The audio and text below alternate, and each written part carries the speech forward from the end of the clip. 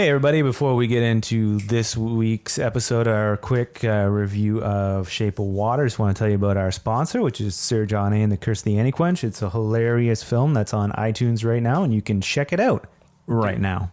All right, let's get into this 10-minute review of Shape of Water, and I'm hitting the timer now. All right, Shape of Water, the movie that we did not see when we did the Oscars? The Oscar thing. We saw afterwards. So what do you think of the movie? This is going to be a rare one for me where I loved everything about it. Everything. Yeah, I really don't have much criticism of this movie, honestly. I went into it cold. I didn't know much about it. I knew that there might possibly be some fish action, fish sex. That's all I knew about it. And I was kind of like hoping for it, but I was like, there's no way they're going to do fish sex in a movie. And when it happened, I thought it was hilarious. I thought Viola Davis, like, her performance was like really amazing. It's like written like that's the woman from Help. Right? Yeah, and it seems very much like they rewrote a lot of her parts. It was written for her. Oh, okay. Like, specifically for her. A lot of the things that he wrote is specifically to those people. Like he wrote the role for Sally, which plays Eliza. Yeah, what's her full name? Sally Hawkins? That's it. Yeah. Of course, directed by Guillermo del Toro, who directed Hellboy, which Pan's Labyrinth. Again, like Hellboy, it's like the fish creature is like what's his face from Hellboy? Yeah, Sapien. It's very similar. Jones. It's very similar costume to that. Yeah, a lot of people think that like Shape of Water is actually kind of taking place in the same universe as Hellboy. Okay, I could see that. Apparently that's not true, but I could see how there could be a fan theory on that. What did you think of like the whole gills thing at the end?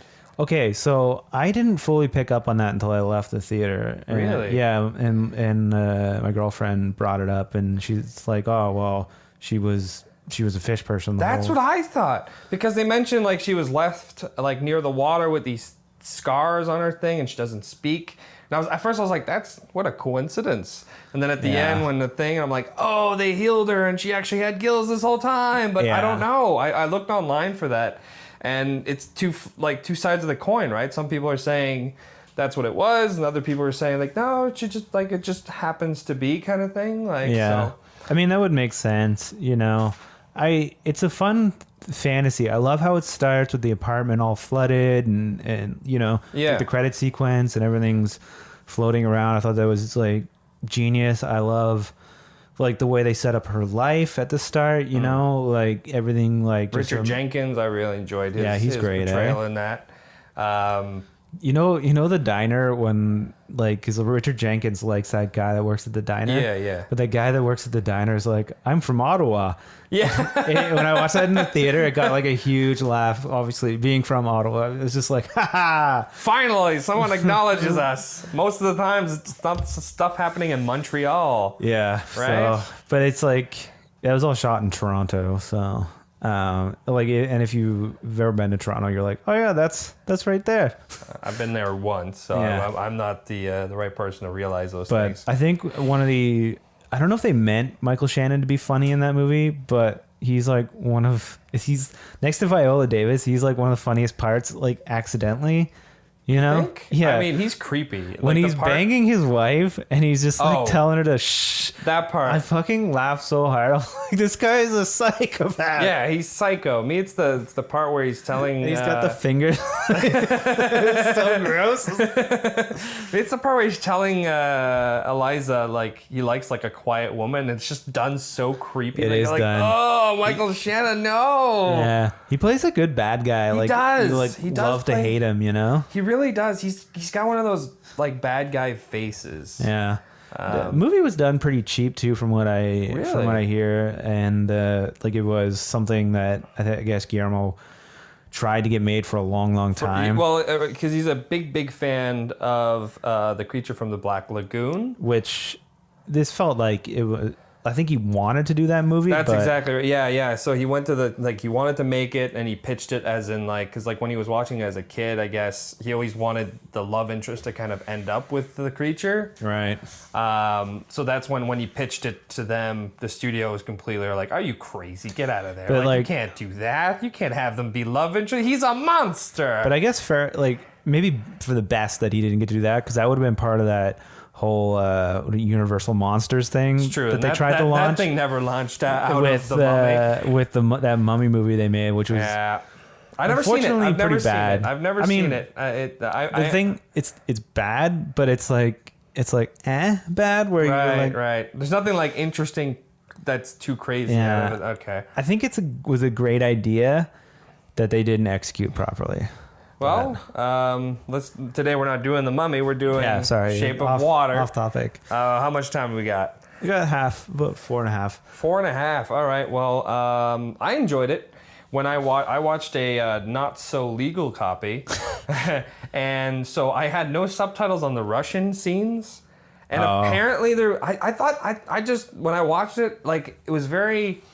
The acting was so well done, and the scenes were so well done that you almost didn't need to know what they were saying, because I kind of understood exactly what was going on. Got just the syntax of it. Yeah, by the mannerisms and the vibe of the scenes. You're just like, yeah, I can understand. So I thought it was done purposely, that there wasn't any subtitles. But apparently there's also subtitles in the sign language. Oh, really? Apparently, I don't know. Was there any no, subtitles? Yeah, there was. Yeah. Because to me there was nothing, and then someone was like, there's some. I was like, but again, most people, every time she's doing it, they respond to her, so I always kind of imagine what she was actually saying. And I think one of the other geniuses of this film was the fact that it's sort of silent a lot. Exactly, and that's why I thought it was like that, because of I can understand, and if you can understand something when it's in a completely different language, it transcends language. Then it's not like the Star Wars Christmas special where you really need to know what the hell those Wookiees are talking about. Completely different off topic here, but understand if you've seen it. I enjoyed it. I thought there were some parts that were kind of. What did you not like?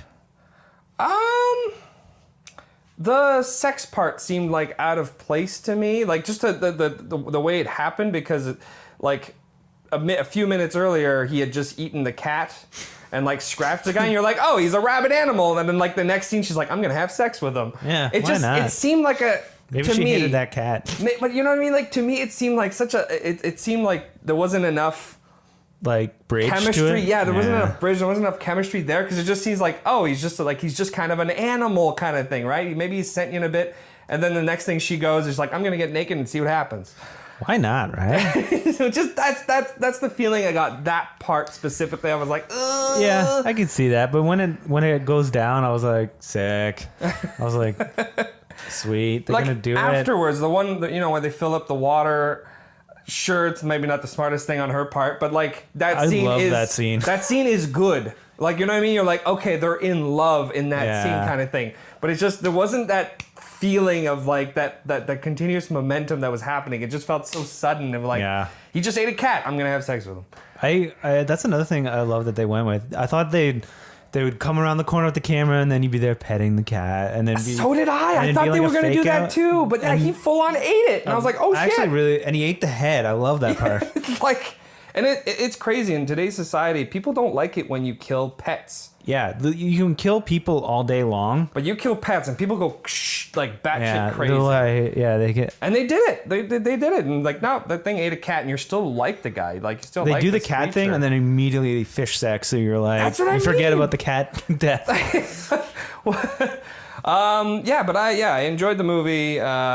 I don't know if it would be the best movie of the year. This thing won a crazy amount. Yeah, it did. I love that a genre movie won. And I know I talked a little shit about Get Out. Yeah. But again, I love that 2 genre movies won for I think so too. I think it's cool to see it. Some people felt sour about that, calling it it's the Beauty and the Beast, or kind of like a very bestiality type of movie. Whatever, fuck them.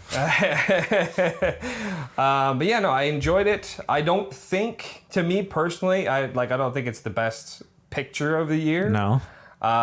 There was definitely more movies like Dunkirk, to me, felt more like a movie. Yeah, but you know what I mean. But that's just me. Yeah, that's just enough. me. Like I can appreciate this movie for what it was, and I really enjoyed this movie. And it has that monster movie vibe, and it has that old school vibe, and of course, there's a lot of black and white movies that they're watching. And I did like the black and white sequence too, and that was fun. We're coming to the end, but that was one of my favorite parts, and that's the 10-minute review. Thanks for listening. Check out our sponsor, and we'll see you next week. Woo.